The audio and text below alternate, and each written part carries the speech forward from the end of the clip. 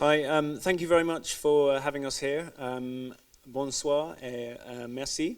And thanks to the family for inviting me to this incredible space and to Paris as well.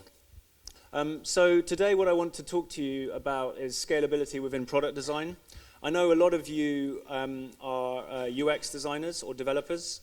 I come from a background of physical product design, but we work very closely with the UX team, and I think there's a huge amount of crossover in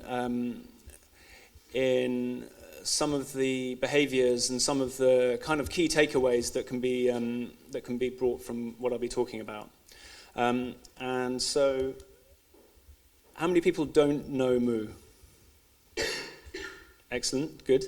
So I'll do a little bit of an upfront. So what we do at MOO, we're basically an online print and design service. We have an ethos which is to create great product and to enable people to create great stationery and product, really. And so what we want to do is make it simple, we want to make it intuitive, and we want to make it accessible.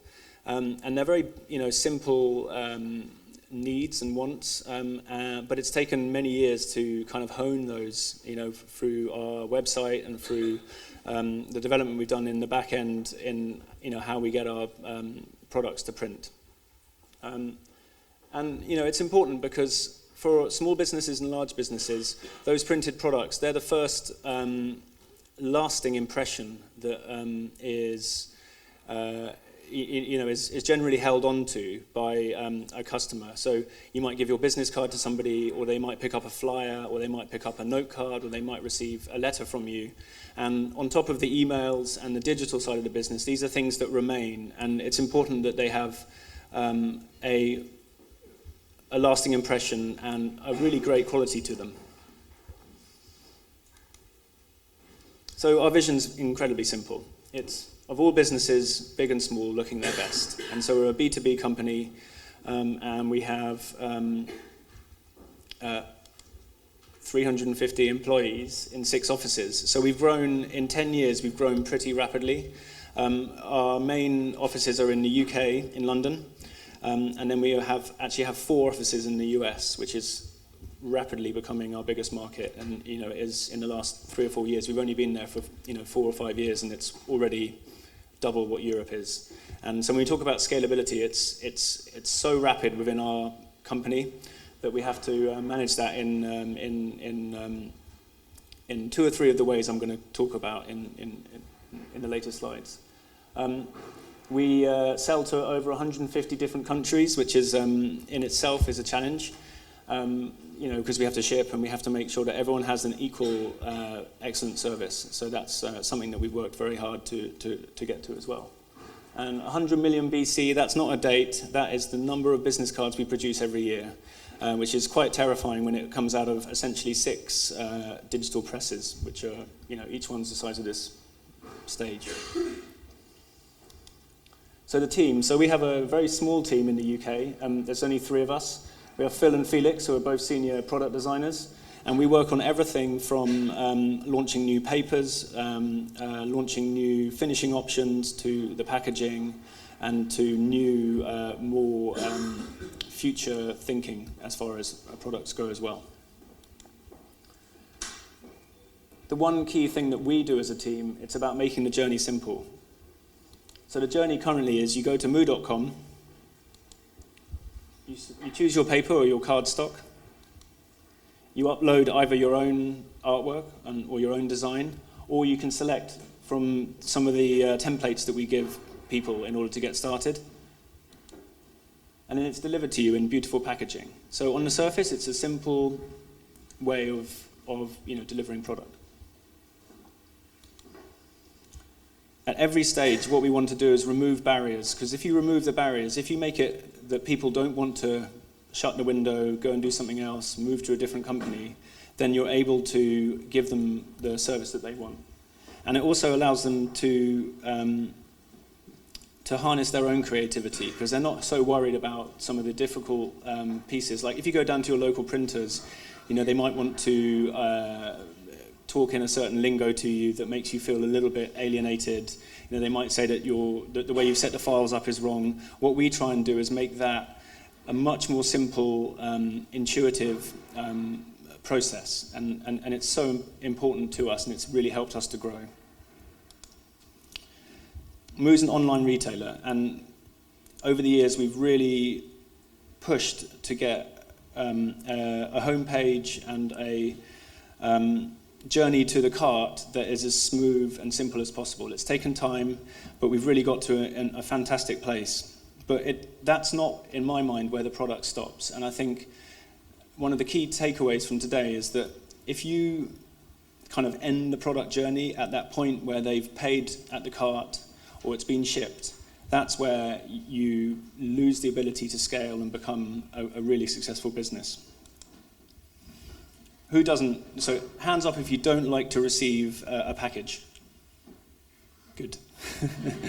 So I think, it doesn't matter if it's from Amazon and you know exactly what it is. It's impossible not to get excited when you open it, because ultimately you've seen it online, but you've never actually physically touched it. And I think it's a very,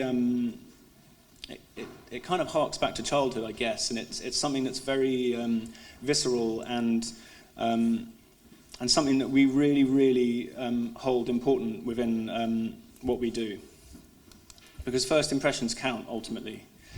Here are some of our original black business card boxes. So we go the extra mile in order to create something that's memorable for the customer, but also it becomes something that you can put you can put your business cards in. But if you see at the back, we've got little dividers in the packaging, and it allows you to put business cards you've collected into the back of it as well. So it has an extra functionality, and that just adds a little bit of value to the customer proposition. And as you can see, here's an example of how we all go the extra mile to create a piece of packaging that has that wow factor and has that kind of functionality. And ultimately, it might be the same product within, but it gives the feeling that you're being looked after, and it also gives a great impression. And that first impression is something that will always count. Once the product's with the customers, it's also super important to have a customer service team that's, that's ultimately what has helped MOO grow, is having this incredible customer service team that allows people who are ordering, who don't know how to do it, to get over those hurdles. But also, it's the aftercare. It's making sure that the customer is never neglected. So if you don't neglect the customer at any stage of the journey, that's where you'll be able to create a scalable business in its very most basic form. If you've got a great interface, if you've got a great purchasing method, if you've got a fantastic product, if it's packaged beautifully, if they can contact you and they can understand and talk through problems they might have, then they're going to be happy customers. And a happy customer ultimately equals a scalable business. So this is the kind of main ethos before you even get to the product design side of things. This is a great photograph that was sent in by one of our customers, and it really shows the kind of creativity of some of the customers that we have. This is using one of our mini cards, and it's beautifully photographed as well. So what I'm going to do now is talk 3 stories, basically. And these are 3 stories about how we at MOO have used product design in order to scale the business. And although 1 or 2 of the stories have a more physical product edge to them, I think the lessons learned from it are completely applicable to a dev UX design side of things as well. So the first story is the Topcard. And this story is about designing for the future. And what a lot of smaller businesses sometimes can overlook is that if you do that extra work up front and think and ask the questions early on about what might happen in that early scaling stage of the business, you can overcome some pretty huge hurdles. I mean, the amount of incredible, beautiful product sites that I've seen recently that have just launched and started up, and then they have that banner on the top page that says, unfortunately, we're unable to deliver product for the next 6 months. It's understanding that up front, which is the difference between scaling and ultimately failing. And that wasn't meant to rhyme, but it did. So the Topcard. It's an incredibly simple, small piece of design. It's a beautiful piece of graphic design, and it's the single piece of design within the company that holds the company together. So, how does it work? We have, on average, about 3,500 orders a day globally. And the Topcard is essentially what is printed on the top of everybody's pack of business cards. So when you get a 50 pack of business cards, the Topcard will be the top of that pack. And what it enables us to do is it enables us to, in a very simple and graphic and easy way, it enables us to track something that was completely digital. It was a completely digital piece of information, and it now allows us to track that the whole way through the production process, because we're not just picking a pair of shoes off a shelf and putting it in a package and sending it to somebody. We're taking their artwork files and we're printing them, and we're cutting them the way they want to be cut, and we're laminating them the way they want to be laminating them, and we're packing them the way they want to pack them. And if you've got 3,500 orders a day, that's a difficult thing to manage. It gets even more difficult when, in this example, you've got 125 different orders under a guillotine. So they've gone from sheet format, now they're going down to, 125 times 100.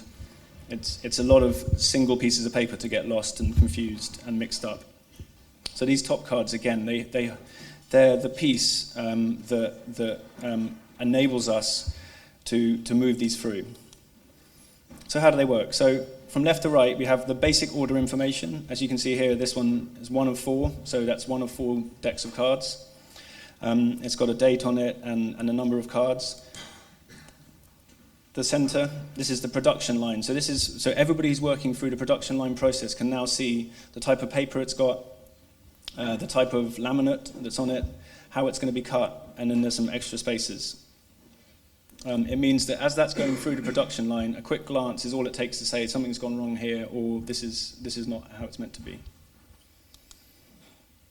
And then the last column, this one is about the main order details. So this one talks to exactly what these cards will be shipped with, and some of the other features. We also have the QR code, which means that they can be scanned at any point, and that goes back to the digital order. And it also means that as soon as they get to the end of the production line, they can be shipped by scanned, and then that prints the label out for them at the dispatch station. But one thing that we made sure that was designed into this was this kind of future-proofed space at the bottom. It's basically a couple of spaces we've got that allow us in the future to add in features that we haven't even thought about yet. And if we had not designed those pieces in, then it meant that we would have had to redesign the whole Topcard, retrained everybody in all of our different facilities as soon as we added something that didn't fit into the other boxes. So this is a part of us future-proofing as we grow. It's us future-proofing how we design these cards. And these have been an absolutely key part of how we bring a product from the cart and desktop all the way to your front door. And then on the back, we obviously have the kind of typical MOO messaging, which adds the element of fun, and because that's something that we always want to keep within the company. I always get a bit depressed when I get sent the "you have cool hair," because I think it's slightly ironic when they send it to me. So we always want to have that friendly way of talking to our customers as well.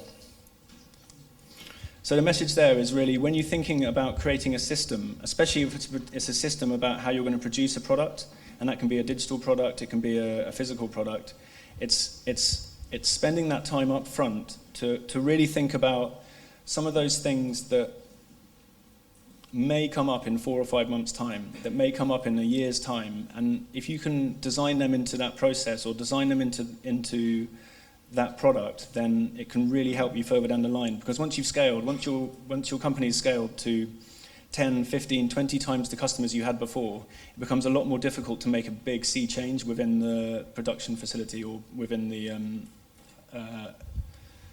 service you're providing. So the second little story I want to talk about is the 200 pack. And this is a packaging story, but it's a packaging story that I think it's interesting to think about because it's a vital part of us as designers. We always should never neglect the idea of imagining it better. You know, you can come out with a beautiful design, a beautiful interface, but it should never be just left to progress. It needs to be always critiqued. You need to look at it, you know, every month, every couple of months to make sure it's performing as much as, you know, to the top of its game ultimately. If you're selling one or two products, or you're selling a single service, is each and every part of that service like at its A game? Or is one part of that service, it's okay, it gets us through? If you're at a stage when that's happening, that's the piece you want to focus on, and you want to make sure that you're always in a position that you can foresee those pieces. And Imagine It Better is something that we've had in the office as a nice piece of neon. I love the pieces of neon they've got around here as well, but we've had this in the office, in the kitchen for many years. So, 200 pack. This is how we ship 200 cards to a customer. So you get a business card box, which is the box on the left, and then you get your additional cards, which are banded and put in as sort of additional cartridges on the right. It's something we've done for a number of years. And this is what the insert looks like. It's basically a piece of flat cardboard, like this. And you just push it out and fold it up, and it's basically what we call an origami insert. And each one takes about 20 touch points to assemble it. So that's a fold, a turning it around, folding pieces out, which is great, which is fine. You know, they're assembled by hand, and and then you insert them into the box. And they've been fantastic for us. They've been a brilliant way of shipping stuff that isn't just 4 packs of cards with bubble wrap around it or something like that. It's about us presenting the product that the customer has designed in a beautiful way. And it's ideal for lower quantities. However, as you can see, this year we've forecasted nearly 1 million of these 200 packs, just in this year. So if you think 1 million of these 200 packs, it'll take about 30 seconds to put them together. You're talking about a huge strain on resources. And this is where scalability, when a company, as it scales, some of the things you thought were fantastic at the time, they can start to become, they can start to hold you back ultimately. And this is something that we jumped on last year as a project because when you've got, as we say, 1 million of these being fulfilled, the cost in labor, the time taken, it's a huge, huge strain on resources. And this is just for one of the products we sell. It's tens of thousands of pounds a month is what we're looking at here. So we had the opportunity to say, okay, well, let's look at what we're doing here. How can we go back and imagine it better? So we did some design work, and we looked into looking at pulp inserts. Pulp inserts are nothing new. I mean, anyone who's bought eggs, most people, yeah. Anyone who's bought eggs has come across pulp trays.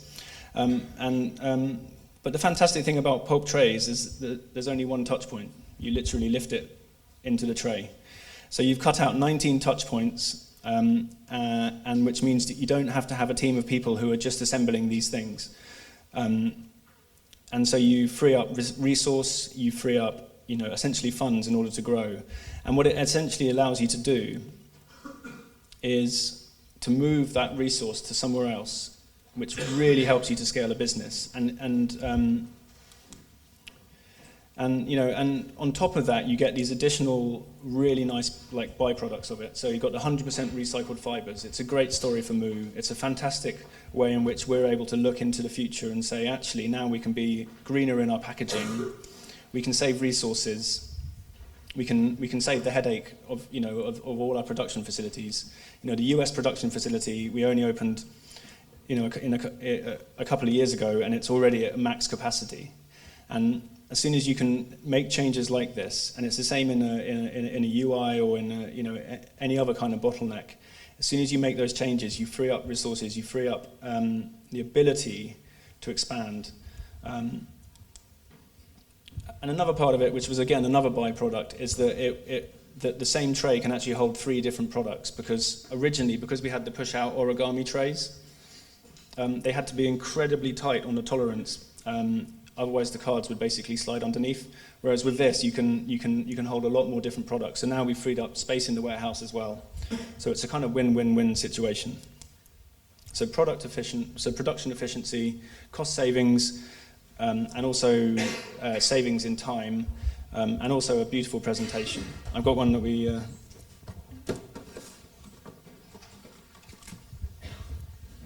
Nice. But yeah, so. I think if somebody's designed their cards and they open this for the first time, it also says, "My goodness, you're gorgeous," in the lid, and then in brackets it says, "We're talking to your cards, but okay, you are too," which I always find quite funny. I think it's about going the extra mile in order to give your customers something that they feel that they're being looked after again. And I've ordered cards previously in a previous life from potentially other companies. And sometimes they're just all thrown into a box. And it's the difference between wanting to use a company again and not wanting to use a company again, ultimately. So that's imagining it better. And I think sometimes as designers, we tend to design something because we think it's fantastic, and then we tend to find it difficult to go back and say, actually, is this really the right thing for the company right now? So it's about context and timing as well. And so this is a lot of what we do, is we look at how we can redo not only the digital side of the business, but the packaging and the physical side. The last thing I want to talk about is Paper Plus.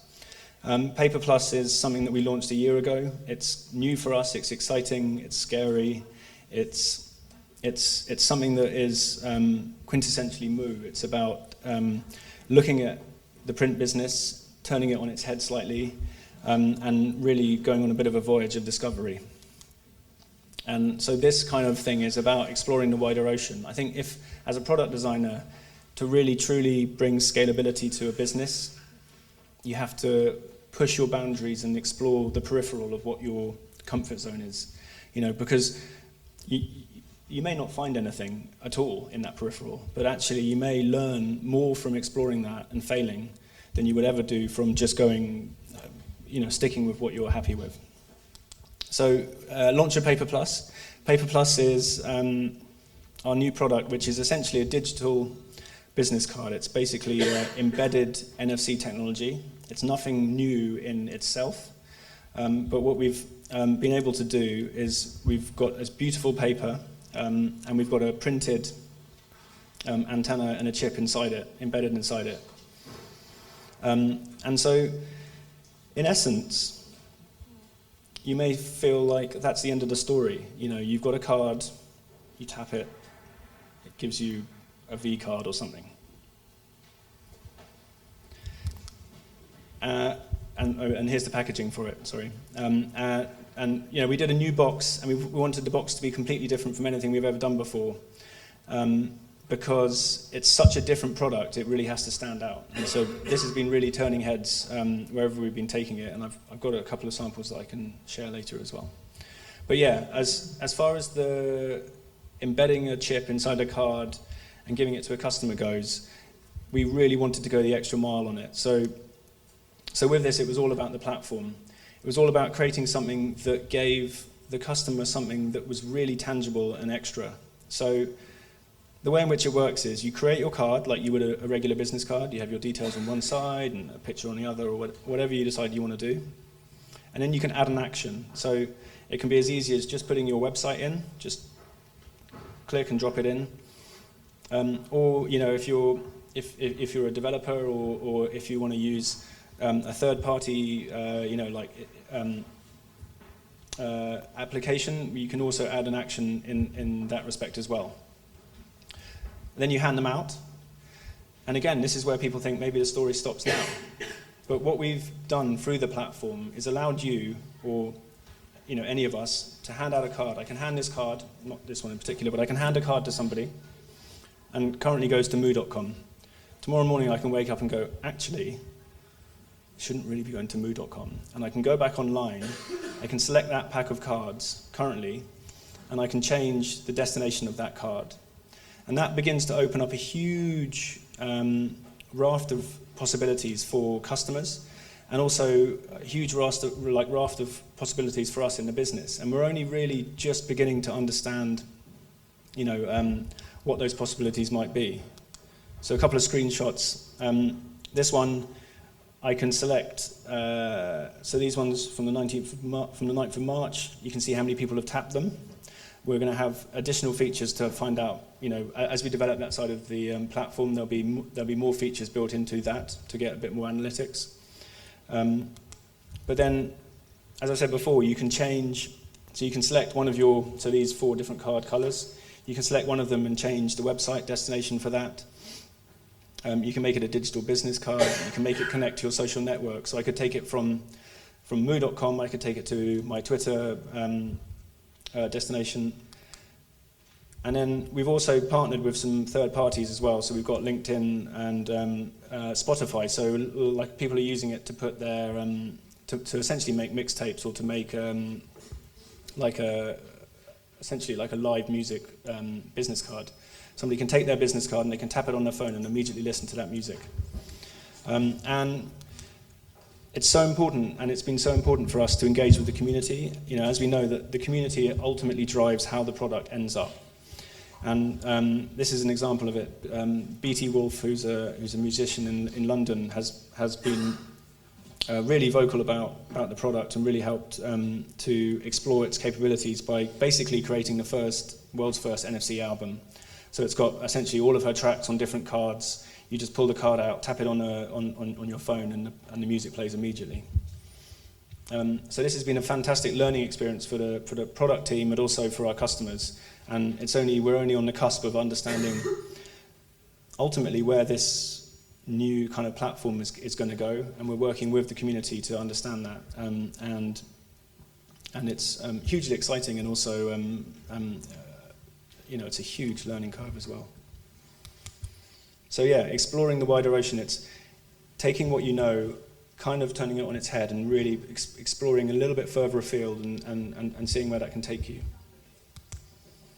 So yeah, the 3 main takeaways I would sort of say were, firstly, designing for the future. Really think early on how a business may evolve and how it may scale.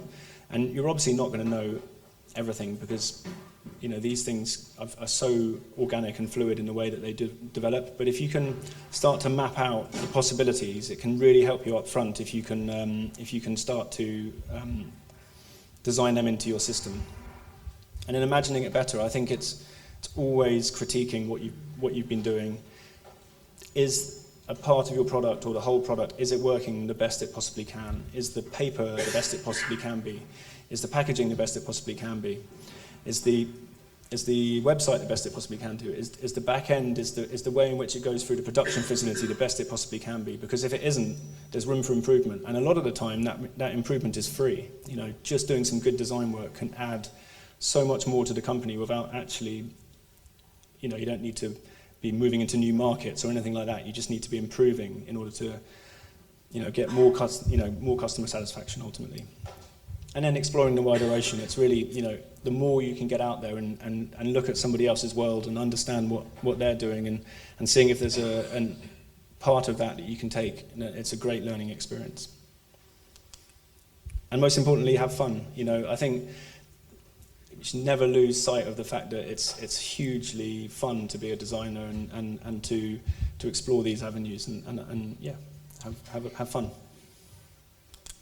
Thank you.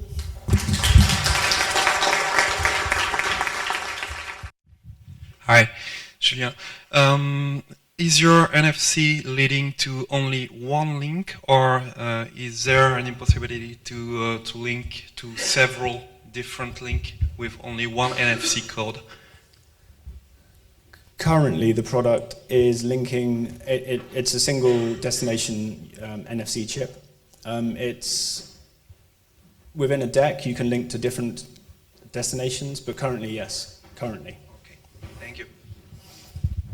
Hi, Katja. I would like to know from your experience if you had like products which failed, and how did you, went through this moment of fail when you were working on something and that it just didn't meet the expectations?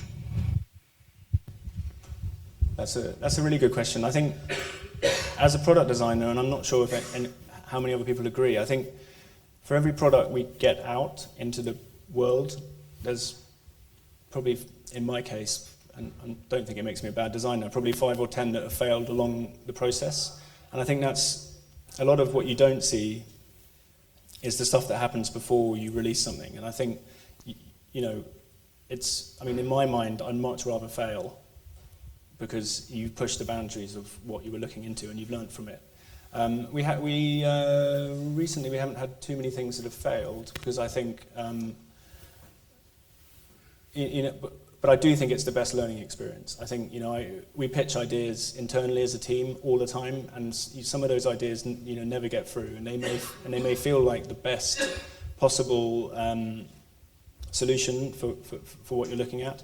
But actually, ultimately, part of being a product designer is being great at pitching something. So sometimes it's about going away, kind of getting together and understanding maybe we've missed a point when we pitched it, and then going back and doing it again. And if it's meant to be, it'll normally happen. But I think failure is a great thing. I mean, I love to push the boundary. We love at MOO, we love to push the boundaries of what we can get through, through the production facility. How we can print. And without trying these things, you'll never see. Sometimes you get these really happy mistakes that happen. That you think, this will never work, and then you go, wow, that's kind of cool. Or and if you don't try those things and you don't fail, those opportunities never come up. So I think earlier in my career I was much more fearful of failure, but I think it's a great thing to do. I think to fail is, as long as you don't fail, you don't order 10 million units from a factory somewhere and then they arrive and they're the wrong size. That's a different type of failure. And you'd hope to minimize that kind of a thing. But I think to fail during the process and to fail in a controlled environment is brilliant. It's a fantastic thing. It's play, ultimately. I'm sure you have a lot of ideas. So how tool do you use with your team to write and organize your ideas and to push it in production after? So within the team, we generally have a relatively fluid process at the beginning, where we tend to design and build ideas in ways that are applicable to that certain project. So in that really early exploration phase, we don't really generally have specific tools we use, apart from the age-old sketching, storyboarding stuff out, and actually just testing stuff. But as soon as we start to get something a little bit more refined, we'll bring in extra, different members of the team to kind of help to build the business case around it. We don't have specific tools as such as designers, but we will always test as we go through. We have the UX team, have their way of testing as well. But from a product design point of view, we will always be making prototypes, testing, literally getting our hands dirty, and getting stuck in. That didn't really answer your question, did it? Not at all. No. And if you have more ideas, so I understand if you have one idea, you test it, and so. But if you have a lot of ideas together in your team, do you have a tool to join these ideas to take it back and test it after in team to share? I think we. So do you mean if we have additional ideas that might not fit what we're currently looking into, ways in which we can kind of hold on to those ideas and maybe make them into something that we can bring to fruition? Is that kind of what you mean by that? Okay, yeah. I can ask you after. Yeah, no, I mean, we tend to work in a way in which we will get given briefs of stuff that needs to go through the system, and then we'll also have our own ideas that we'll be building from internally within the team, and we'll pitch those to the business when they're in a position that we're happy with. We don't tend to... It tends to be relatively fluid in that respect, as far as anything that hasn't come through as an ask from the business.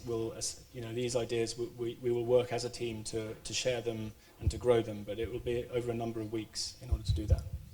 I'm sorry, we can talk afterwards. I haven't really fully answered it. Okay, thank you. Hi, quick question. I know you have the option to have different designs in the same package of cards. As far as I know, I don't know any other company that's done this. And I think of it as like A/B testing the way you would for email marketing or like a website design. How did you guys come up with that? So what the idea of, this is Printfinity, you're talking about when you can have a different image on every card? Exactly. Variable print isn't necessarily a new thing, but the important thing for us was creating essentially a back-end system that allows us to flow those seamlessly into the print process. We've been able to do it in a really fantastic way, but by essentially through the sort of trial and error process. But it's something that we have always had in all of our products. Yeah. Hey, how you doing? With the proliferation of digital age and like different digital product and the digital card that you mentioned, would you say that paper business card won't be here in the future, or would you still? Yeah, I think there's a brilliant thing about paper products and about something tangible there will always be a necessity for that. I think there's something about giving somebody something, and so when you meet them and you hand over a piece of essentially a piece of your business, and you hand it over to them, it becomes a very binding piece of introduction. And I think that you can't really replace that digitally. And I think it's got a certain power to it that I strongly believe is sort of an inherent part of as human beings. If you receive something that's beautiful, a letter through the post. I mean, I at a job a few years back when I left a previous job, I was given a handwritten note by my boss at the time, and it's an incredibly powerful thing to have something that's not just an email. And so I think the stationery, it sort of in contrary to the feeling that everything's going to go digital, I think there's going to be more need to have these really physical manifestations of somebody's business, and I think there's a huge importance in them. And so I don't necessarily see it as a threat. I see it as an opportunity, really, to make sure that the product that we produce is the best it possibly can be, and that it really creates those great moments between businesses and between people. Hi. So you said we're talking about packaging, that you need to make very beautiful products so people have a nice feeling when they get the package and everything. When you start the company, is it important to have a beautiful product right from the start, or you think that it's a good idea to have MVP to see if your idea has some value? I think there's a balance to be struck between producing something that's kind of like a test. So you could send something out where you want to test a concept. But if the concept is all about quality, then it has to be a beautiful product. But I definitely think that the idea of testing something in a rawer format is a fantastic thing. When we talk about a beautiful product, I think if you start a company with a beautiful product, the last thing you want to do is remove beauty from that product as the company grows. So I think, more importantly, if you start with something beautiful, never dilute it as your company gets bigger. But certainly, if it's a really difficult one, because if you're doing a prototype piece or you're doing a short run to test a concept, it can be about the feel of something. It can be about, if it's a physical product, it can be about how it feels in someone's hands. But certainly, it doesn't have to be the final product to start off with. It's about context. So if the finish and the feel of it is important, then it should be.